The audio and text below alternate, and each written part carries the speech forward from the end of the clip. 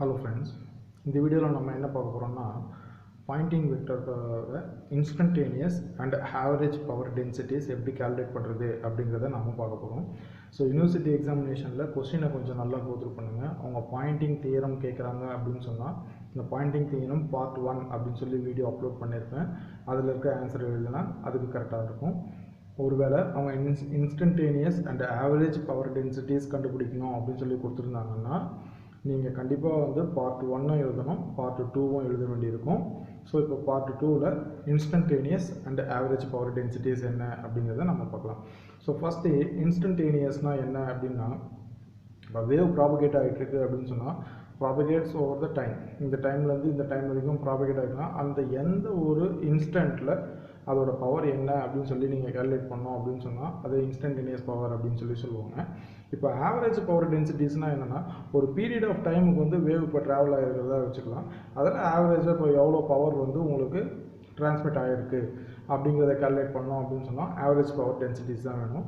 So ஜெனரலா வந்து நாம பாத்தீங்கன்னா instantaneous வந்து நம்ம கால்குலேஷனுக்கு வெச்சிருப்போம்.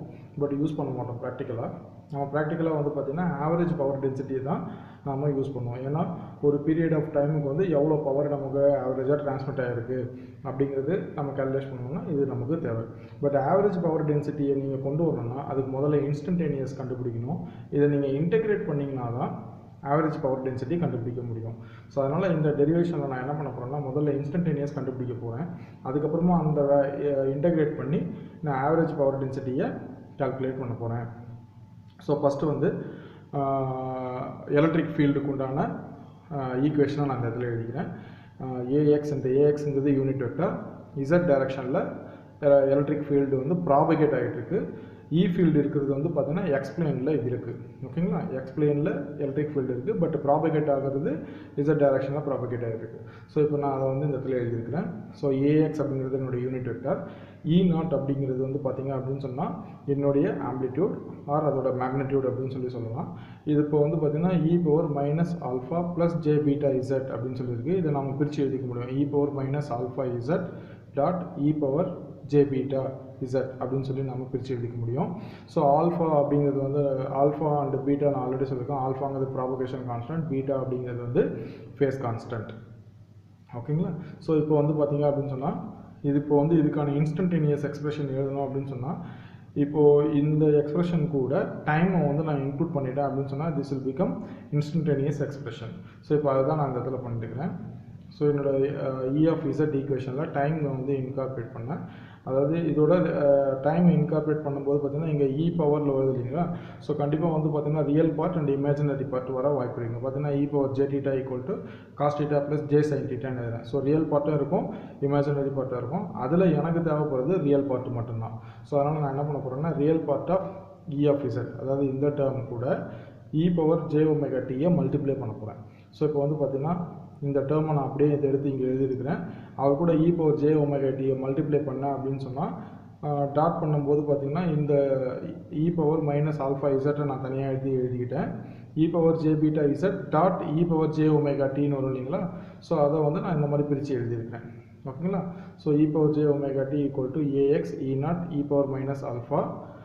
இப்போ வந்து பாத்தீங்கன்னா எனக்கு தேவை ரியல் பார்ட் மட்டும் தானே. அதனால நான் என்ன பண்ணேன்னா e பவர் j θ வந்து பாத்தீங்கன்னா இது e பவர் j θ இருக்க வேண்டிய இடத்துல இது இருக்கு. அதுக்கு பதிலா நான் cos θ ன்னு எழுதிக்க முடியும். அதுதான் இங்க எழுதி இருக்கேன். θக்கு பதிலா இங்க இருக்க டேர்மை நான் இங்க இன்கார்பரேட் பண்ணிட்டேன். சோ இப்போ வந்து பாத்தீங்கன்னா எலக்ட்ரிக் ஃபீல்ட் கண்டுபிடிச்சு வச்சாச்சு. இது வந்து இன்ஸ்டன்டேனியஸ் எலக்ட்ரிக் ஃபீல்ட். இப்போ அதே போல இன்ஸ்டன்டேனியஸ் மேக்னெட்டிக் ஃபீல்டை கண்டுபிடிக்கணும். ஓகேங்களா? சோ இப்போ வந்து பாத்தீங்கன்னா அதே போல h of z க்கு உண்டான ஈக்குவேஷன் எழுதி இருக்கேன். So ay into hy of z. So ay hy வந்து பாத்தீங்க அப்படினா h வந்து பாத்தீங்கன்னா e by eta ன்னு எழுத முடியும். சோ அதபடி எழுதி இருக்கேன். அதே போல e power minus alpha dot e power minus j beta. இந்த இடத்துல வந்து பாத்தீங்க அப்படினு சொன்னா θ eta அப்படினு சொல்லி நான் இங்க எழுதி இருக்கேன். இது என்ன அப்படினு சொல்லி பாத்தீங்கன்னா ஆக்சுவலா வந்து பாத்தீங்கன்னா e divided by eta தான் வந்து நமக்கு வந்து h. ஆனா இந்த இடத்துல வந்து பாத்தீங்கன்னா magnitude of eta நான் எழுதி இருக்கேன். இதுக்கான டெஃபினிஷன் என்ன அப்படினு சொல்லி இங்க பாருங்க. So eta equal to magnitude of e power j theta n. இந்த j theta n கிடையாது, sorry eta, j power theta eta வந்து நான் இங்க ஒரு நோட்டா எழுதி இருக்கேன் பாருங்க. So இங்கே ஈட்டாவை வந்து எப்படி எழுதணும்னா E0/H0 அப்படின்னு சொல்லி எழுத முடியும். இதை ஃபேஸரில் எழுதும்போது பார்த்தீங்கன்னா E0 இதுக்கான ஆங்கிள் θ1 எழுதலாம், மேக்னெட்டிக் ஃபீல்டுக்கான ஆங்கிள் θ2 எழுத முடியும். ஸோ இவங்க டோட்டல் ஆங்கிள் வந்து பார்த்தீங்க அப்படின்னு சொன்னால் θ1 - θ2 அப்படின்னு சொல்லி எழுத முடியும். இந்த θ1 - θ2 தான் வந்து அவங்க என்னென்னு எடுத்துக்கிறாங்க அப்படின்னு சொல்லி பார்த்தீங்கன்னா θ ஈட்டா அப்படின்னு சொல்லியிருந்தேன். அதாவது இதோட ஆங்கிள் அப்படிங்கிறத நோட்டேட் பண்ணுறதுக்காக நான் இதை ஈட்டான்னு எடுத்துருக்கிறேங்க. E0/H0 வந்து பார்த்தீங்கன்னா மேக்னிடியூடு தான். ஸோ அதனால் என்ன பண்ணியிருக்காங்கன்னா மேக்னிடியூட் ஆஃப் ஈட்டாவை எடுத்து எழுதியிருக்காங்க. அதுதான் இங்கே நம்ம கொண்டு வந்து எழுதியிருக்கோம். ஸோ E0/ஈட்டா தான் எழுதணும். ஆக்சுவலாக நான் இதை என்ன பண்ணியிருக்கேன்னா இந்த டேர்மால் ரீப்ளேஸ் பண்ணியிருக்கிறேன். இங்கே டினாமினேட்டரில் இருக்கிற டேர்ம் வந்து எனக்கு மேலே போகுது அப்படின்னு சொன்னால் இவர் கூட மல்டிப்ளை ஆகிடுவார், மைனஸ் ஆகிடுவார். e⁻j ஈட்டான்னு இருக்குது, மேலே போகும்போது e⁻−j ஈட்டா அப்படின்னு மாறி இருப்பார். நான் இன்கார்பரேட் பண்ணி இந்த இடத்துல நான் இப்போ இவரை எழுதியிருக்கிறேன். ஸோ இப்போ வந்து பார்த்தீங்க அப்படின்னு சொன்னால் இன்ஸ்டன்டேனியஸ் மேக்னெட்டிக் ஃபீல்டோட எக்ஸ்பிரஷன். இப்போ நான் இதில் வந்து டைம் வந்து இன்கார்பரேட் பண்ணி எழுதிட்டேன் அப்படின்னு சொன்னால் அது வந்து பார்த்தீங்க அப்படின்னு சொன்னால் இன்ஸ்டன்டேனியஸ் ஈக்குவேஷனாக மாதிரி இருக்கும். So real part of h of z dot e⁻j⍵t. So இவர் வந்து பார்த்தீங்க அப்படின்னு சொன்னால் எனக்கு h of z வந்துருப்பார். இப்போ e⁻j⍵t உள்ளே கொண்டு போய் மல்டிப்ளை பண்ணியிருக்கேன். இப்போ அதில் வந்து பார்த்தீங்கன்னா நம்ம cos θ again e⁻j⍵t minus beta z minus θ eta அப்படின்னு சொல்லி வந்திருக்கும். ஸோ e⁻j⍵ அப்படிங்கிற ஃபார்முலாவை அப்ளை பண்ணி அதில் இருக்கக்கூடிய ரியல் பார்ட்டை மட்டும் இங்கே எடுத்து எழுதியிருக்கிறேன்.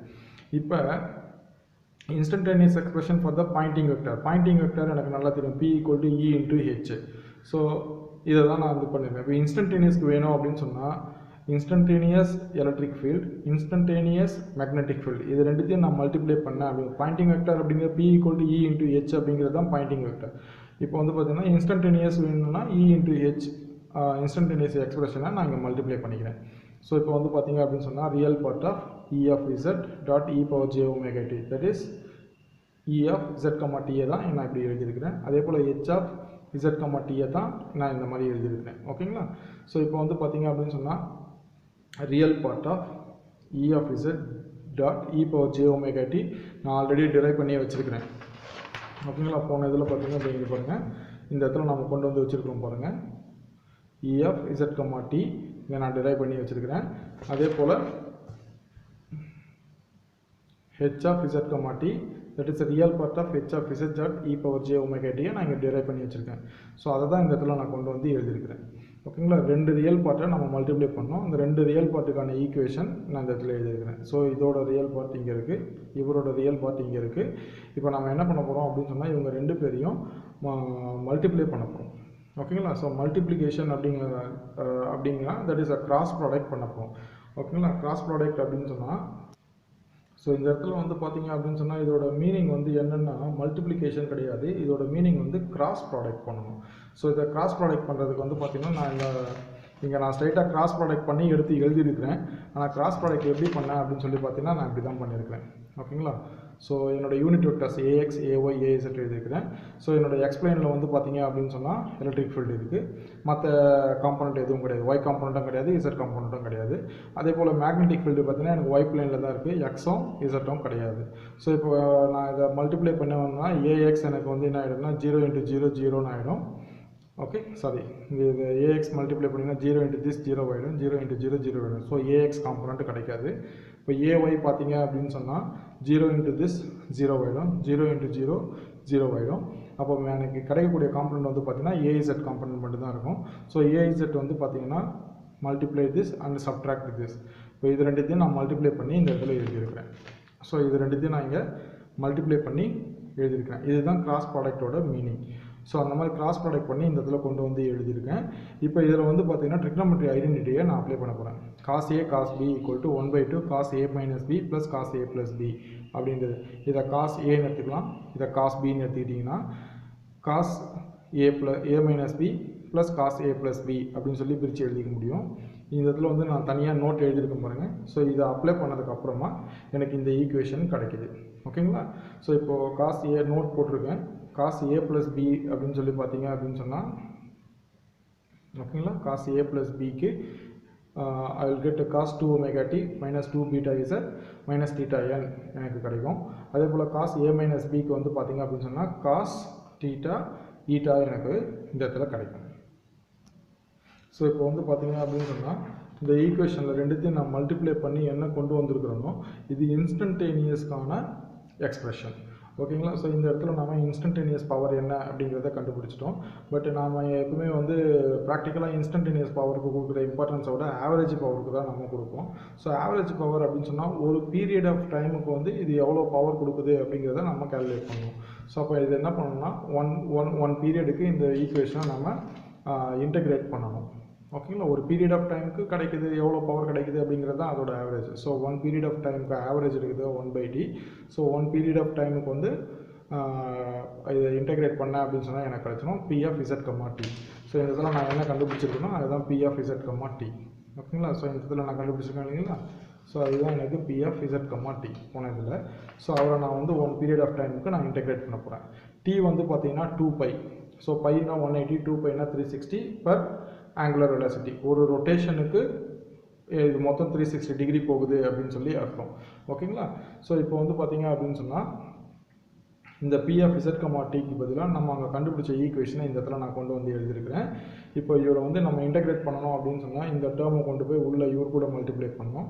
அதே போல் இந்த மொத்த டேர்மை கொண்டு போய் இவர் கூட மல்டிப்ளை பண்ணி ரெண்டு இன்டகிரேஷனாக பிரித்து எழுதியிருக்கிறேன் இந்த இடத்துல. ஓகேங்களா? இப்போ வந்து பார்த்தீங்கன்னா இந்த ரெண்டாவது டேர்ம் வந்து ஒன் பீரியட் ஆஃப் டைமுக்கு இதை இன்டகிரேட் பண்ணி இந்த வேல்யூஸை சப்ஸ்டிட் பண்ணனா இவர் 0ன்னு வந்துடுவார். ஸோ நான் அதை பெருசாக டிரைவ் பண்ணி காட்டல, ஏன்னா 0 ஆக போகிற டேர்ம் அப்படின்றனால நான் இங்கே ஸ்ட்ரெயிட்டாகவே 0ன்னு போட்டிருக்கிறேன். பட் இதை இன்டகிரேட் பண்ணிவிட்டு அதுக்கப்புறமா இந்த T வேல்யூஸை உள்ளே நம்ம சப்ஸ்டிட் பண்ணும்போது பார்த்தீங்க அப்படின்னு சொன்னால் அதோட டோட்டல் வேல்யூ 0ன்னு வந்துடும். அப்போ பேலன்ஸ் இருக்கிறது வந்து பார்த்தீங்கன்னா இவர் தான். இவரை நம்ம யாருக்கு இன்டகிரேட் பண்ண போகிறோம் அப்படின்னு சொல்லி பார்த்தீங்கன்னா DTக்கு தான் நம்ம இன்டகிரேட் பண்ண போகிறோம். அதனால் இதில் வந்து பார்த்தீங்கன்னா 1, 2, 3, 4 இந்த 4 டேர்மே வந்து கான்ஸ்டன்ட் தான். இதில் எதுலையுமே வந்து டைம் வரல. அதனால் இவங்க 4 பேரை வெளியே எடுத்துட்டோம்னா பேலன்ஸ் இருக்கக்கூடிய இந்த DTயை மட்டும் தான் நம்ம இன்டகிரேட் பண்ண முடியும். ஸோ அந்த DTயை நம்ம இன்டகிரேட் பண்ணோம் அப்படின்னு சொன்னால் I will get T. இப்போ Tக்கு வந்து நம்ம என்ன பண்ண போகிறோம்னா இந்த லிமிட்டை வந்து சப்ஸ்டிட் பண்ண போகிறோம். That is Appar limit minus lower limit. Upper limit substitute பண்ணோம்னா Tன்னு கிடைக்கும். லோயர் லிமிட் வந்து 0, அதனால தேவையில்லை. இந்த Tக்கு இங்கே இருக்க T வந்து நான் கேன்சல் பண்ணிட்டேன். ஓகேங்களா? ஸோ இப்போ பேலன்ஸ் வந்து பார்த்தீங்க அப்படின்னு சொன்னால் P average of Z equal to AZ E0 square divided by 2 eta e power minus 2 alpha Z dot cos theta eta அப்படின்னு சொல்லி பிடிச்சிருக்கேன். இவர் தான் வந்து பார்த்தீங்க அப்படின்னு சொன்னால் power average power density.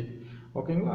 So நம்ம ஃபஸ்ட்டு கண்டுபிடிச்ச எக்ஸ்பிரஷன், அதாவது இங்கே கண்டுபிடிச்ச இந்த எக்ஸ்பிரஷன் வந்து பார்த்தீங்க அப்படின்னு சொன்னால் இன்ஸ்டன்டேனியஸ்க்கு உண்டான பவர். இங்கே நம்ம கண்டுபிடிச்சிருக்கிறது வந்து பார்த்தீங்க அப்படின்னு சொன்னால் இவர் ஆவரேஜ் பவர் டென்சிட்டி. ஓகேங்களா? இப்போ இந்த ஆவரேஜ் பவர் டென்சிட்டியை வந்து பார்த்தீங்க அப்படின்னு சொன்னால் நம்ம வேறு மாதிரியும் டிரைவ் பண்ணி கொண்டு வர முடியும். ஸோ அதுதான் இந்த இடத்துல நான் இன்கார்பரேட் பண்ணியிருக்கேன். ஸோ இப்போ வந்து பார்த்தீங்க அப்படின்னு சொன்னால் நம்ம இந்த ரியல் பார்ட் இமேஜினரி பார்ட்டை நம்ம மல்டிப்ளை பண்ணி நம்ம கண்டுபிடிச்சோம் இல்லைங்களா?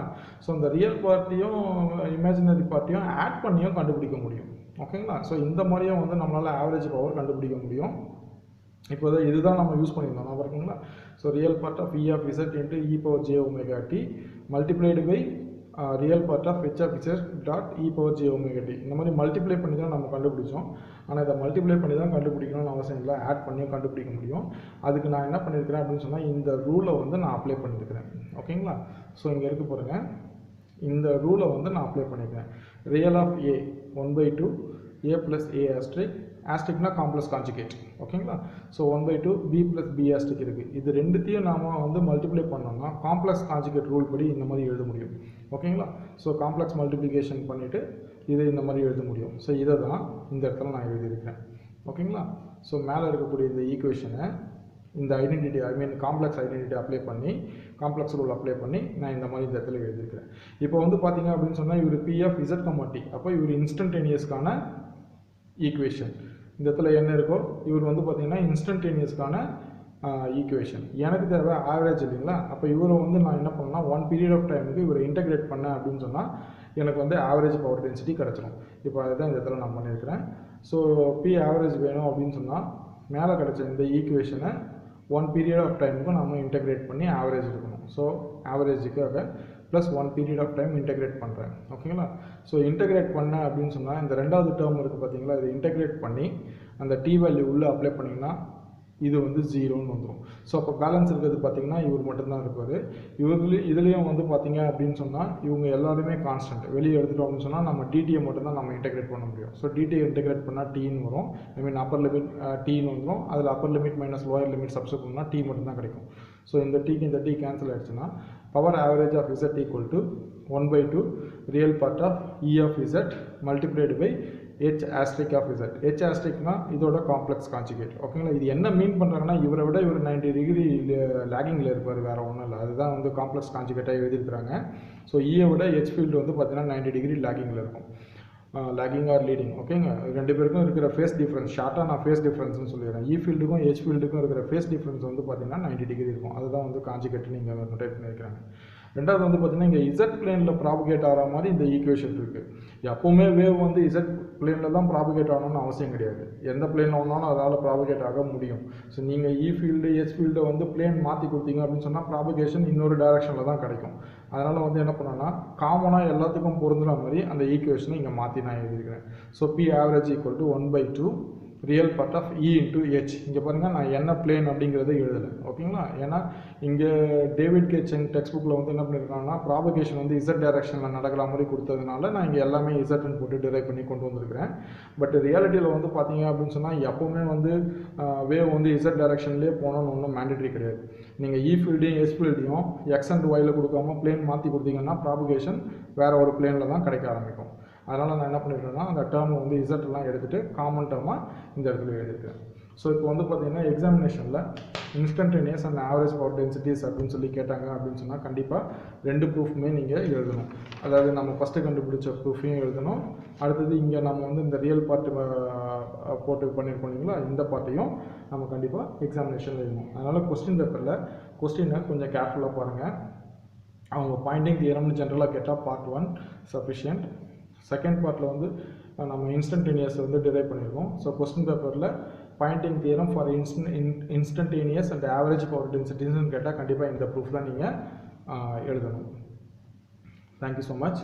உங்களுக்கு வீடியோ பிடிச்சிருக்கு அப்படின்னு சொன்னால் சப்ஸ்கிரைப் பண்ணுங்கள், உங்கள் ஃப்ரெண்ட்ஸுக்கும் ரெஃபர் பண்ணுங்கள். Thank you so much.